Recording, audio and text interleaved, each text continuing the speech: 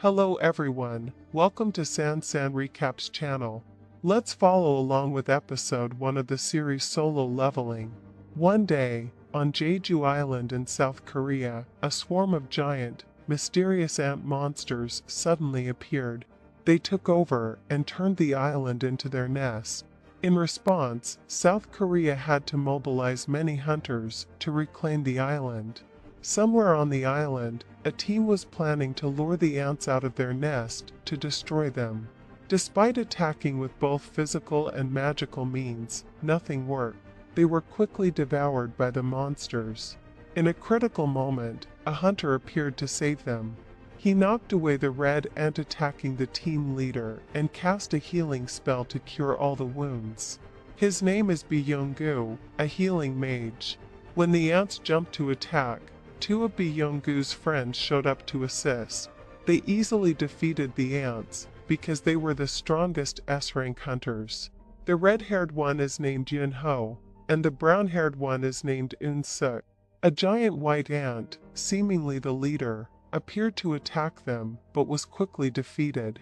However, it didn't seem to be the true leader because a swarm of similar ants emerged, forcing them to go all out. Yun-ho powered up, transforming into a Super Saiyan, while Un-suk unleashed a barrage of lightning bolts to support Yun-ho in attacking the ants. Meanwhile, elsewhere on the island, another group of hunters was also confronting a large number of ants. There was also an S-rank hunter named Choi. With one strike, he annihilated the red ants in front of him. Where did these monsters come from, and why didn't the government use advanced modern weapons to eliminate them, instead of relying on hunters for close combat? It turns out that several decades ago, portals connecting to other space dimensions suddenly appeared worldwide. Behind these gates were monsters impervious to humanity's regular weapons. Along with the appearance of these monsters came the emergence of individuals who awakened special abilities, known as hunters. Depending on the amount of magical power in their bodies, they were classified into 6 ranks: S, A, B, C, D, and E. Once awakened, a person's rank remains fixed and cannot develop further. Back to the present time, in Seoul, South Korea, a group of low-rank hunters is gathering in front of a dungeon gate. Being a hunter is a lucrative job, but not everyone is fortunate enough to have the magical power required for it. This young man with many scars on his body is Sung Jin-woo. As he arrives, everyone greets him warmly. However, it's not because he's strong, rather, it's because any dungeon that includes him is considered very easy. He's dubbed the weakest hunter ever, so weak that even entering an E-rank gate lands him in the hospital. Doohee is very worried about seeing Jin-woo injured again. It turns out that in their previous dungeon raid, the hunters were much higher ranked than the dungeon, so they didn't hire a healing mage to cut costs. Thus, when Jin-woo got hurt, there was no one to heal him. But Jin-woo doesn't blame them because he knows his injuries are due to his weakness. Finally, it's time to raid the dungeon. The man named Song Chi-yun will serve as the team leader. While everyone else has good equipment, Jin-woo only has a basic knife with little magic power. His income is so low that this is all he can afford. Hunters earn their money by selling resources collected from dungeons. The magical stones dropped by strong monsters can be crafted into weapons and armor to fight even stronger monsters. Mana stones collected in dungeons are considered a perfect new green energy source by the government. They are more efficient than hydro, wind, and geothermal energy and don't pollute the environment like thermal power. Therefore, the role of hunters is very important. Jin-woo is happy after killing a goblin and collecting a magical stone, but he carelessly gets attacked and seriously injured by another goblin. The knife he spent all his money on shatters. Luckily, an older man comes to his rescue, and Doohee heals him. When he regains consciousness, the hunting team has already dealt with the boss. Doohee is frustrated by Jin-woo's carelessness and reminds him that if he continues like this, he will soon lose his life in a dungeon. After the team harvests all the loot, someone discovers a mysterious passageway, indicating it might be a 2-floor dungeon. According to Hunter Association rules, they must return and report this to receive instructions. However, some team members don't want to miss this chance to get rich, as 2-floor dungeons often have many rewards. They decide to vote on whether to report back or proceed.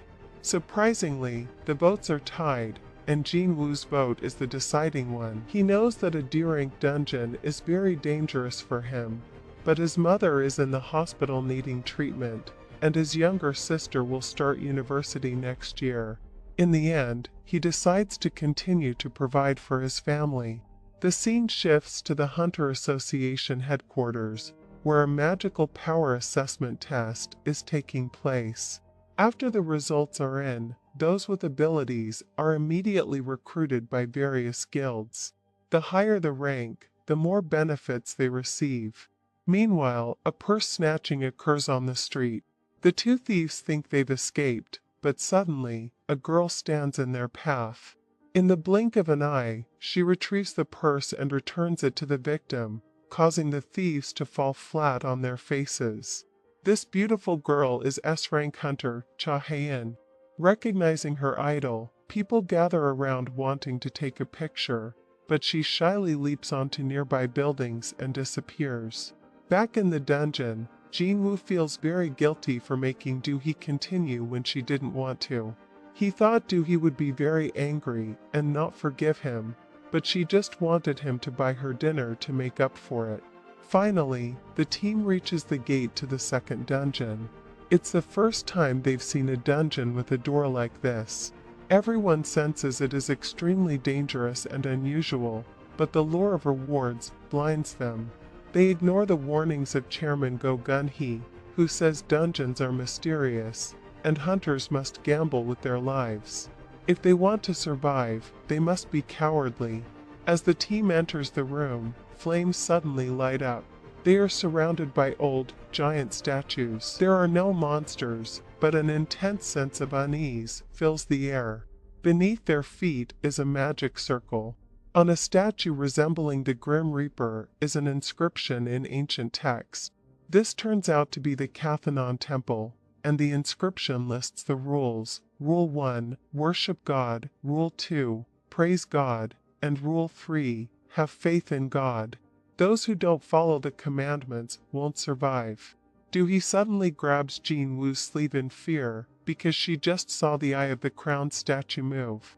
Jin-Woo dismisses it as her imagination until the door slams shut, locking the dungeon.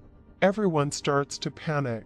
One person, who had opposed entering from the start, tries to leave, but is suddenly beheaded by the gatekeeper statue with a swift axe swing. Jin-Woo can't believe his eyes as a D-rank hunter dies instantly. How could such powerful monsters be in a D-rank gate? He recalls Doohee's warning and looks at the largest statue. It indeed moves its gaze toward him. Jin-Woo has faced death countless times before, getting lost, trapped, and nearly starving in mazes. While other hunters acquired better gear, he only had a cheap knife and worn-out shoes, always gambling his life with death. Perhaps it was this constant vigilance that enabled him to sense danger. He quickly warns everyone to get down just before the statue, resembling Superman, fires 2 laser beams, incinerating everything in their path. One team member is unlucky and turns to ashes instantly. Fortunately, Jin-Woo grabs Doohee and ducks, saving them both. Witnessing the horrific deaths of 2 team members throws everyone into panic, and that concludes episode 1 of Solo Leveling. If you enjoyed it, don't forget to like the video and subscribe to the channel to catch my latest updates. San loves you all.